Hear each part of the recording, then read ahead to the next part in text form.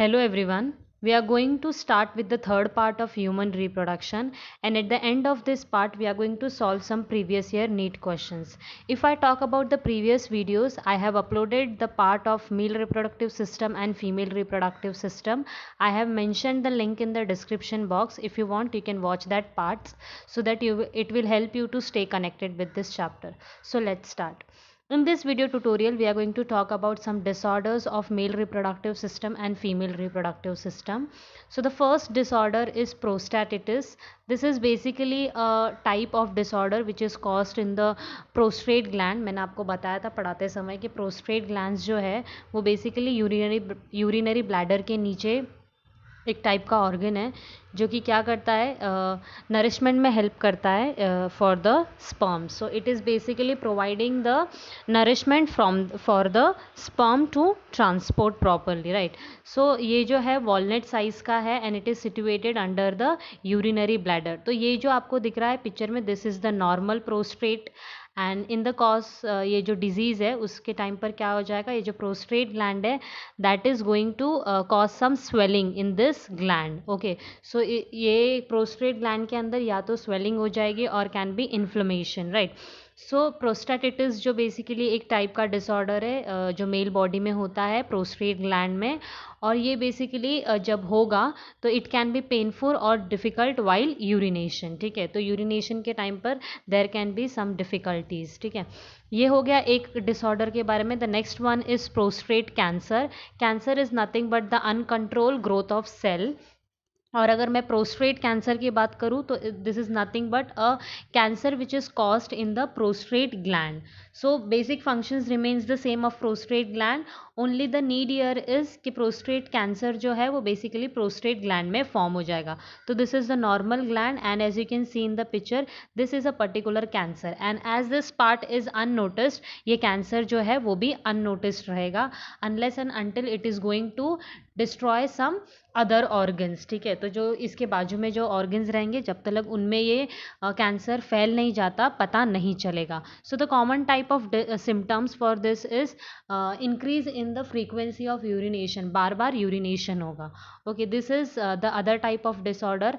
Now will move on to the next one which is impotence. Impotence का मतलब होता है बेसिकली, मैंने आपको बताया था कि पेनिस में पर्टिकुलर एक टिश्यू होता है जिसको हम इरेक्टाइल टिश्यू बोलते हैं and that is helping the sperm to enter inside the female body. ठीक है, सो इम्पोर्टेंस का मतलब ये हो जाता है दिस पर्टिकुलर इरेक्टाइल टिश्यू जो है उसमें किसी टाइप का एबनॉर्मैलिटी हो गया and therefore it becomes difficult for the male body to produce this erectile tissue in the penis, और इसी वजह से there can be seen of sterility, like female male body जो है वो स्टेराइल हो जाएगा in the sense either they can not produce sperm और एल्स प्रोड्यूस तो कर पा रहे बट देन फीमेल बॉडी तक पहुंच नहीं पा रहा बिकॉज ऑफ इंसेमिनेशन. इंसेमिनेशन का मतलब होता है मेल बॉडी से फीमेल बॉडी तक स्पर्म पहुंचना. ओके, सो इम्पोर्टेंस का मतलब हो गया एक टाइप का इनएबिलिटी जिसमें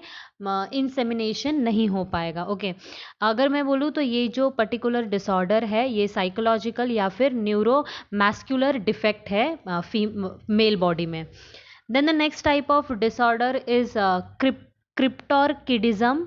क्रिप्टोर्किडिज्म जो है वो बेसिकली एक ऐसा डिसऑर्डर है जो स्कॉट्रम में होता है and in this particular type of disorder the male body is incapable to produce this testosterone. मतलब बॉडी में किसी टाइप का डिफेक्ट आ गया है जिसको हम लोग हार्मोनल डिफेक्ट बोल सकते हैं एंड ये पर्टिकुलर डिसऑर्डर में मेल बॉडी जो है वो क्या करेगा, टेस्टोस्टेरॉन प्रोड्यूस नहीं कर पाएगा and because there is no production of testosterone there can be problems in production of sperm. So ऐसे केस में भी मेल जो है वो स्टेराइल हो सकते हैं. सो इसका अगर मैं बोलूँ इसका ट्रीटमेंट हो सकता है हार्मोनल इंजेक्शन, यानी कि बाहर से हार्मोन का बॉडी के अंदर इंजेक्ट करना. ठीक है, so this was one type of disorder. The next is inguinal hernia. So inguinal hernia जो है वो एक टाइप का डिसऑर्डर है जिसमें क्या हो जाता है, स्कॉट्रम में स्वेलिंग हो जाती है, and that is because of the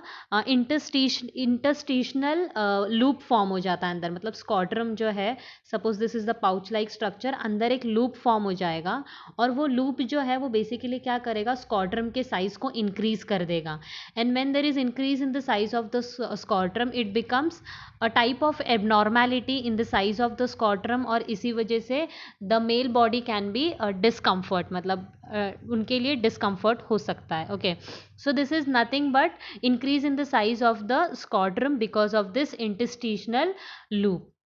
then the other one is hydrocele. ये जो है हाइड्रोसिली, ये जो है बेसिकली एक टाइप का डिसऑर्डर है जिसके अंदर अगेन स्कॉट्रम में एक टाइप की स्वेलिंग हो जाती है, but then the reason is different. The reason is fluid content, यानी कि enlargement of scrotum, but because अंदर जो है वो पूरा का पूरा फ्लूइड भर चुका है। So inside the scrotum there is swelling because of fluid content. तो फ्लूइड जो है वो अंदर भर चुका है, इसी वजह से there is swelling in the scrotum. So I hope you are clear with all the parts of disorders of male reproductive system. Now we'll move on to the disorders of female reproductive system. So the first one is breast cancer. Cancer मैं आपको already बता चुकी हूँ. So whenever there is production of uncontrolled growth of cell inside the breast, it is known to be breast cancer, and this is one of the most type of cancer which is seen in most of the female body, और ये basically उन्हीं को होता है जिनकी as 30+ होती है, और एल्स बोल सकते हैं मेनोपॉज के बाद। तो मेनोपॉज इज़ बेसिकली एक ऐसा टाइम जब मेंस्ट्रुएशन साइकिल जो है वो पॉज हो जाएगा। Okay, so that is menopause. Now breast cancer can be of different type depending upon the cell. कौन सा सेल जो है उसके अंदर अनकंट्रोल ग्रोथ आया है, उसी के बेसिस पर ब्रेस्ट कैंसर के टाइप दिए गए।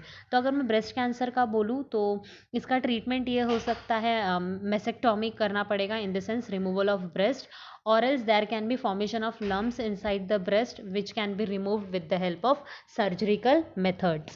Okay, so this was other type of this was the first type of disorder inside the female body. Then the next one is cervical cancer. मैंने आपको बताया था cervix जो है वो बेसिकली एक ऐसा रीजन है जो यूट्रस एंड वजाइना के बीच में है। सो ऊपर जो है वो यूट्रस प्रेजेंट होता है, and as it enters the vagina बीच में यहाँ पर सर्विक्स लोकेटेड होता है। सो सर्विकल कैंसर यानी कि ये पोर्शन में कैंसर हो जाना, and as this part is unnoticed this is a slow growing cancer, और जब तक ये आजू बाजू के ऑर्गन्स को हार्म नहीं करता है इस कैंसर को डिटेक्ट करना बहुत ज़्यादा डिफिकल्ट है। Now what about the treatment? Treatment again इसको हम लोग रेडिएशन या सर्जरी से रिमूव कर सकते हैं।